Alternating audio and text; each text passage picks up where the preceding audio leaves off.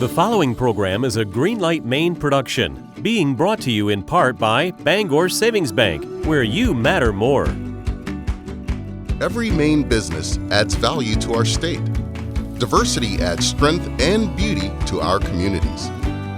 We each have different journeys with a common goal: to prosper and contribute to a vibrant, thriving future in Maine, all to help strengthen the economy. Greenlight Maine and Bangor Savings Bank present Elevating Voices, a celebration of Maine's diverse business community.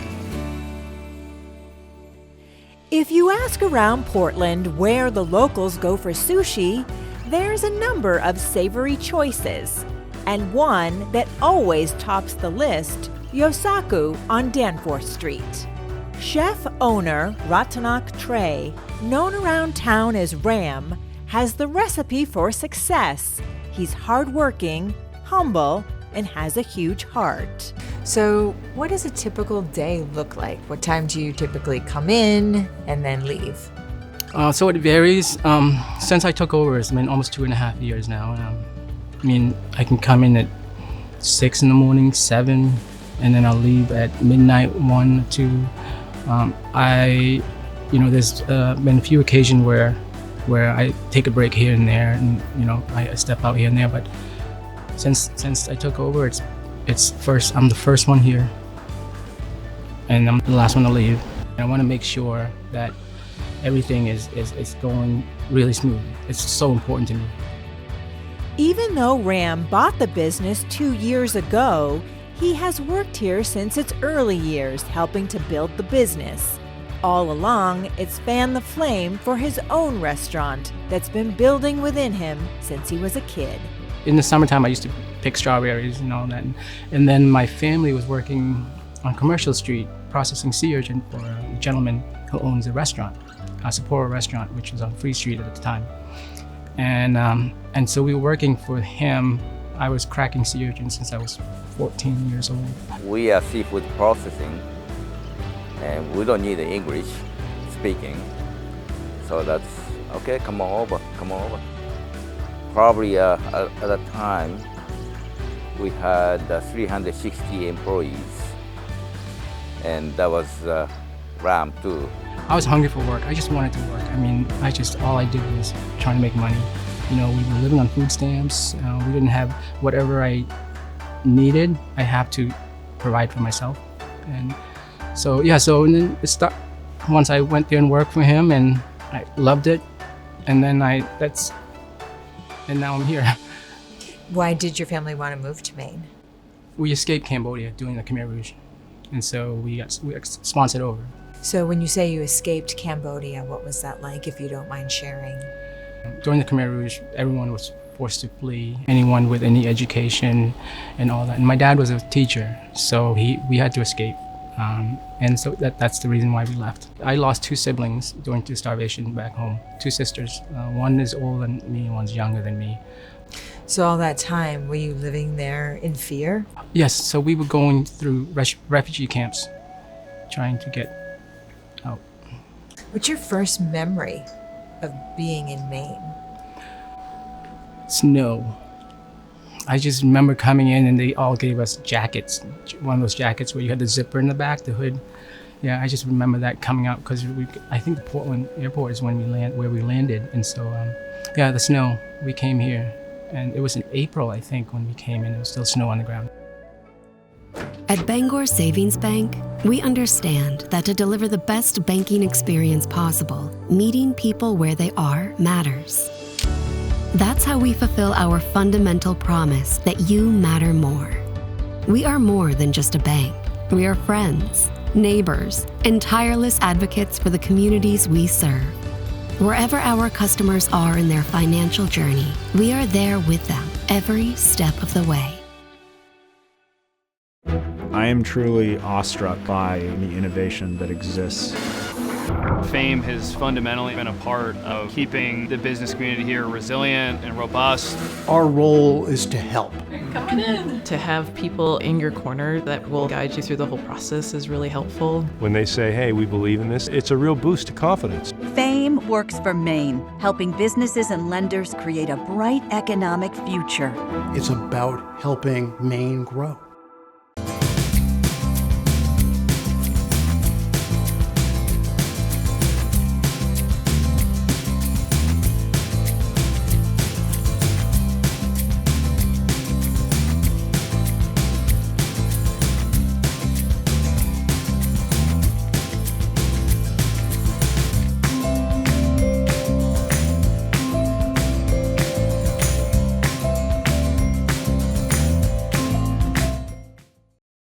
As much as Ram always knew this was his calling, he tried other professions that had daytime hours, such as accounting, so he could be around for his children. He also worked for Sheriff, now Mayor of Portland, Mark Dion, who happens to be one of his regular customers. Many years ago, he came as an applicant for a deputy's position to work on the road, and I hired him, and he turned out to be a really competent, committed road deputy. But then one day he came to me and expressed his dream to have a sushi restaurant and that he had an opportunity to work with the original owner of this place. And I told him, do it. You can't say it for yourself, I'm an institution, so I'll say it for Ram. This is an institution in the city of Portland. Mayor Dion is part of a large entourage of loyal followers who have become part of the Yosaku family. You always feel welcomed and friendly here, and it's just like you're not another customer. You're part of the family that comes in here. Most of the staff here knows what I'm going to order, but this is going to sound funny because Ram is now the owner, but I order his roll. There's a ram roll with albacore tuna and avocado and a little tobiko on the top. It's delicious. I always order their salmon sashimi, which actually comes from Scotland and is the best salmon you will ever taste. It's the most tender, it's delicious, and almost melts in your mouth. This all sounds like a fairy tale story, but it wasn't. There were challenges Ram had to overcome along the way. Did you feel very accepted when you first moved to Maine? Did people welcome you? No. It was a struggle. It was a struggle. You don't know how many times people tells me, go back to where you come from. They would shout in the car window. And then we grew up, with in a subsidized housing, right? And we drive nice cars. My mom was very proud. My mom came from a really wealthy family, and then all of a sudden everything was lost. So my mom didn't want any help. So we got away from subsidized housing, but we were struggling. We live in a one-bedroom apartment with the 6 of us, sharing things. And then there were family who lived together, but they don't want subsidized housing, but they all choose to live together to save money, and they would be driving nice cars. But that's where they're proud. It's material things that to show. That hurt us in the public eye, thinking that these guys governments are giving these guys money. But in reality, that's what's choose to spend money on. So we choose to cramp up together and not everyone have a bedroom so we can have something to show. And so, but it looks differently from the outside looking in. It looks differently, and people don't know that.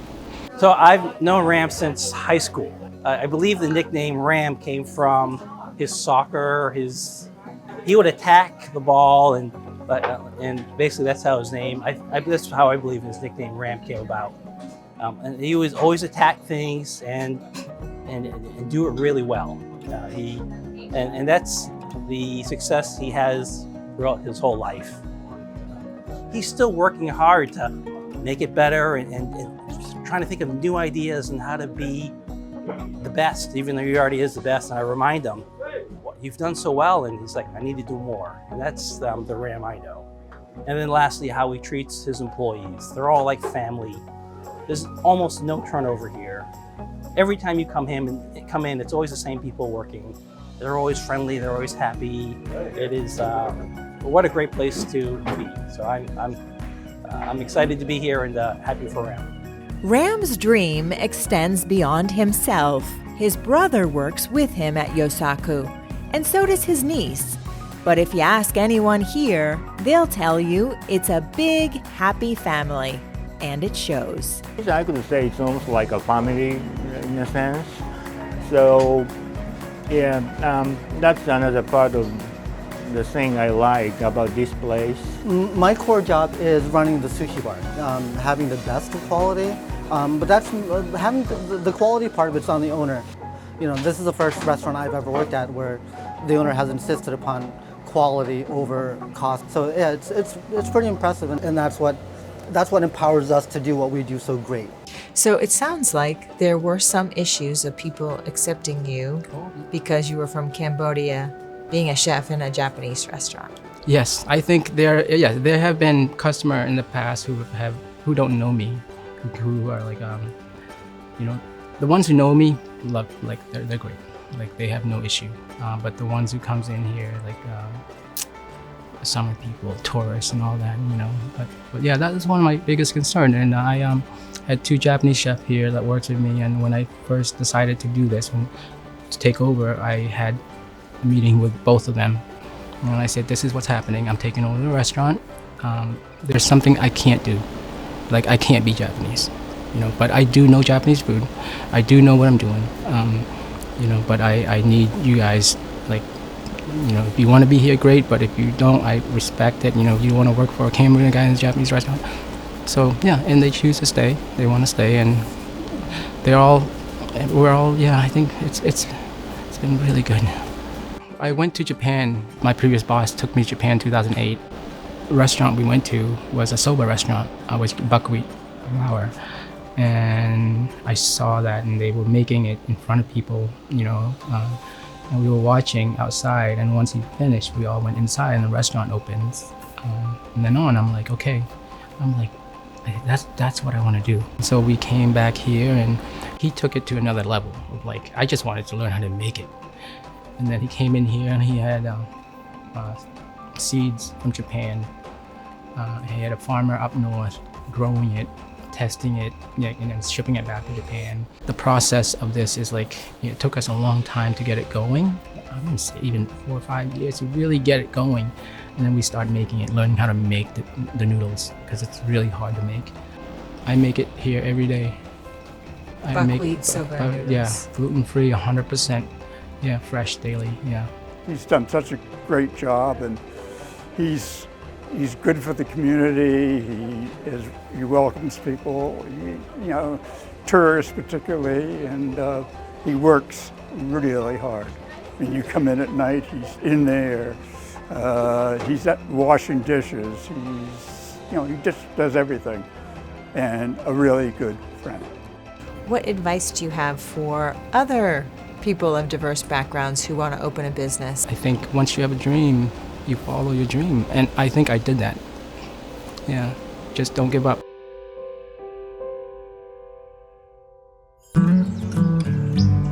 Our family's been here in Maine for generations. There's really no other place I'd call home. And I want that for my children too. It's the reason why hundreds of C&P employees, like me, with families living here in Maine, spend days and nights protecting and improving Maine's grid to make it smarter, stronger, and better for future generations of Maine families, like yours and mine.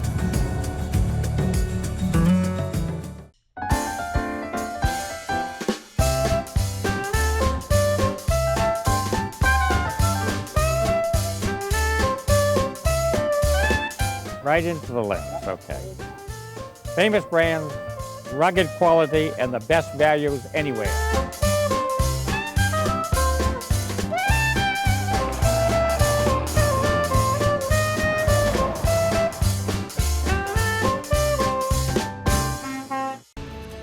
This is where you start your future, where you find the skills you need to succeed and the support to help you on the way, where you will find the power of innovation and creativity and the challenges to help you grow. Find a beautiful environment and a community that inspires, where you can turn your passion into your profession. This is where you start your life. This is where you belong. Thomas College. These beautiful and bright pieces of clothing are one of a kind. The designer, Josiane Mutangana, stitched every one of them herself. One might think this was a lifelong dream to be a fashion designer, but it's not. Her passion was driven by a need. Alteration is just 10,000 and the pant is 1,000. So how come the alteration is expensive than buying a new pant? So then I said, okay, I wish I knew how to sew. I will fix this by myself. When I went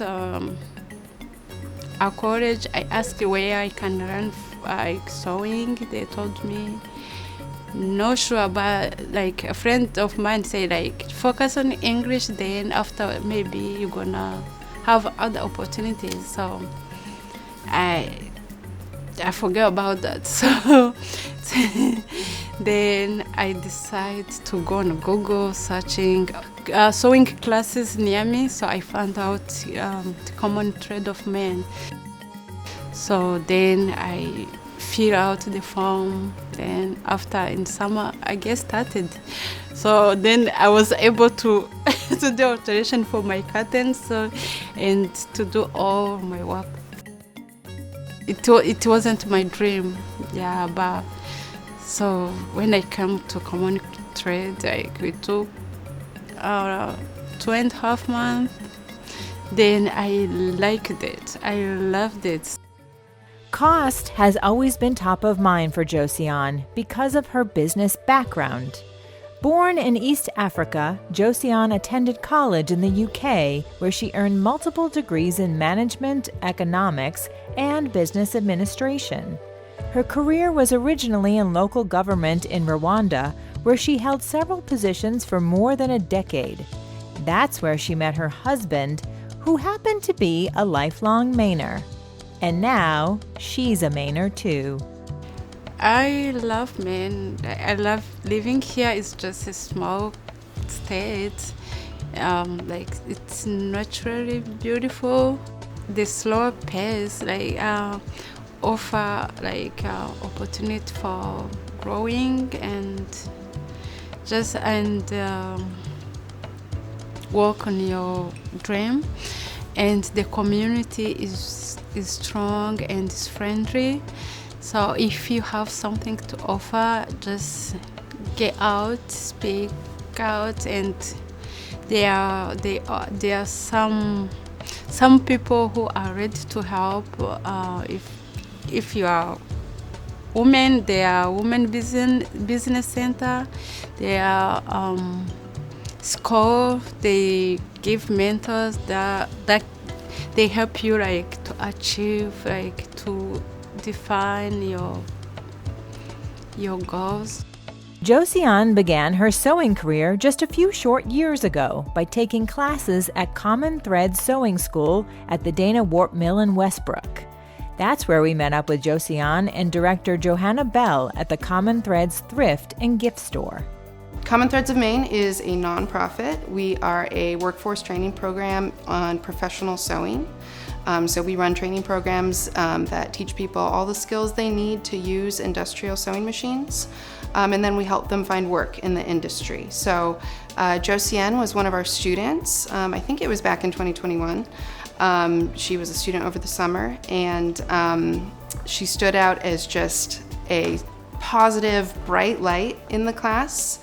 And we all came to really love her. And when she decided to start her own business, we wanted to help her do that. She sends me customers, and any question I have, I'll reach out of Joe, professional and personal. And Afia, sometimes there's complicated style that I can't figure out. I call Afia is one of the instructor here. So every day I need their help and they offer me help. Yeah. Josiane shared a long list of helpers she is grateful for, especially the well-known organization called the Maine Craft Association. I met Josiane through Joe Bell of Common Threads.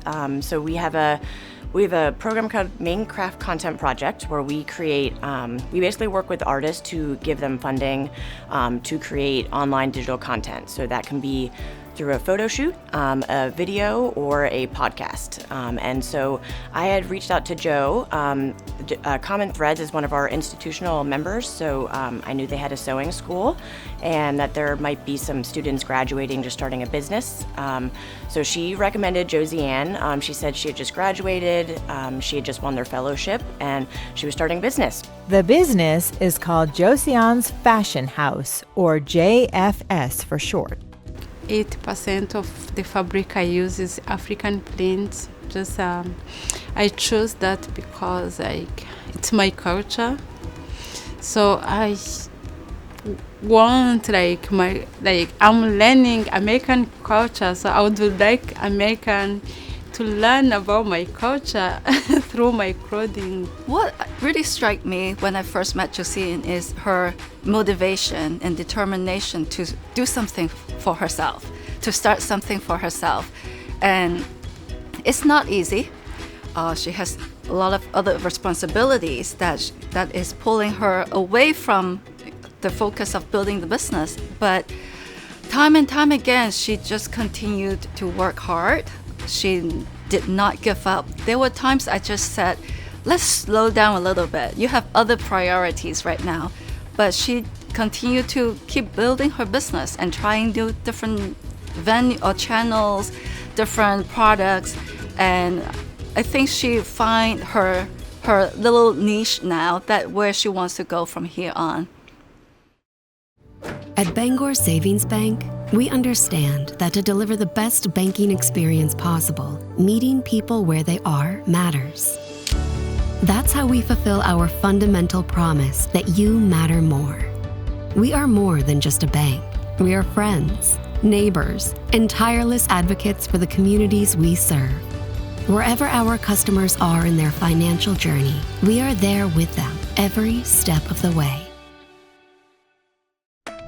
At Northeast Delta Dental, we love to see people smile.